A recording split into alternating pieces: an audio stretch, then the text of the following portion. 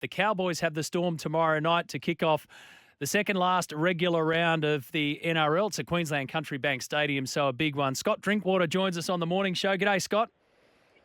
How you going? Good, thanks, mate. How are you going? Coming off the bye last weekend, what did you get up to? Not much? We had Tuesday, Wednesday, Thursday off because we have a Thursday game. So, yeah, not a whole heap. Just took over father duties at home, actually. Got a few brownie points up. So, nice. It's about what I did. Yeah, it was pretty cruisy. It's a good time to get the bye. I mean, you get 3 across the season, right? So you get it, 3 weeks out before the finals start. It's a good time on a number of fronts. Some need it to reset, don't they? Some need it to get over injuries. Some just need it just to get a little bit of time to get the chores done as well. What was Todd Payton, what do you think he was after just in that bye week? Yeah, I think just to take it easy and, just recover and get your body right and get probably just mentally away from the game because, coming up now into, big games, you need to be switched on. So, probably just mentally switching off and relaxing a bit. And he was probably happy that it was during a weekday and not a weekend as well. Yeah. I always wonder how much footy a footy player watches when he's not playing footy. So did you get in front of the screen and check out any other games? I love it. I watch it every game. I almost watch every game every week. So even when I am playing, so yeah, I watch most games. Sometimes the wife wants to do something else, but yeah, I'll go do that. But at night times and stuff, I'm on the couch watching the footy. Here's another one for you. What type of footy watcher are you? Are you the analyst? Are you the angry ant? Or are you a quiet, introspective kind of person? Yeah, I don't say too much. No, I don't get angry about it. It doesn't really matter who wins or not to me. But I guess I'd analyse it a little bit, and you can understand why some tries are scored and stuff. But I just more so like watching a few individuals play more than anything. It's interesting, mate. I think it was last year or maybe the year before. Josh Mansour came into our studios here and he was commentating a weekend game with me, and he said to me, he hadn't done much commentary, and he said to me, he goes, I don't know what to do. We were calling it off the TV screens. And I said, well, what do you do at home? He goes, mate, I sit on the lounge and I scream and shout at the TV. I said, scream and shout at the TV. And that's seriously what he did. He couldn't hold himself back. He was getting all fired up about it. So it's interesting how you watch different styles for different blokes. Hey, mate, I want to ask you about the turnaround in particular. We've got a bit to talk about your season because there's been a bit going on. But the turnaround before the bye, how do you turn around going from getting 42 points put on you to scoring 42 against the Raiders? It's a big switch. So what do you reckon was the key to that?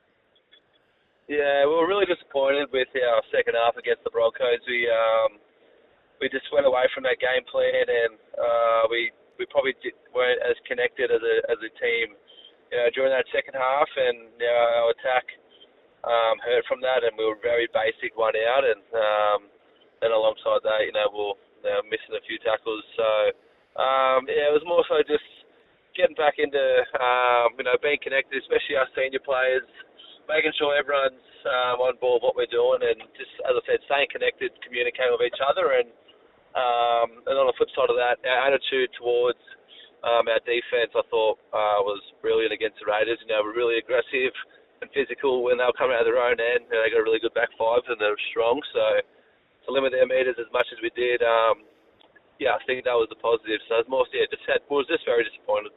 If we go further back, there's probably 2 really key areas of this season so far that have been defining for you guys. Round 6 through to round 10 inclusive, you had 5 straight losses. However, you won 9 of the last 12. So let's go back to that dark period, mate, and just talk us about the lessons learned. You can't change the result, but the lessons learned in those 5 straight losses. Yeah, we didn't respect the ball enough coming out of our own end. We just put too much pressure on ourselves to defend long periods of time on our try line, and we ended up just getting too fatigued, and so it was just about simpling our game plan a little bit more in yardage coming out of our own end, and just having a few individuals having to respect the ball a bit more, and then I felt like we kind of started to understand what our game looked like, and turning up each week, not trying to change for the other team, just trying to get them to come out and beat our own game. So that changed, and also our defense changed, our attitude, and we got our new system. So I just felt like it was just taking time, and we've probably gotten better at that, more consistent with keeping to our system and stuff as well. So it sounds a lot like processes that you've got in place that you just needed to get back to. And it doesn't sound to me as though there was, some sort of, let's go and have a coffee, let's have a sit down, let's go to the pub, whatever, let's have a meeting and try and get our way out of this. Was it more about just being driven towards what you thought and what you realised would get you back onto the winning run? Yeah, there was, we just had, I guess, after each review, we'd go speak about what went wrong, and it was always just the same thing. As I said, we weren't respecting the ball and putting too much pressure on ourselves. And then even when we did snap the winning streak against the Rabbitohs, it went down to the final pretty much second. Now they came back towards us at the end of the game magic round, and they just won. But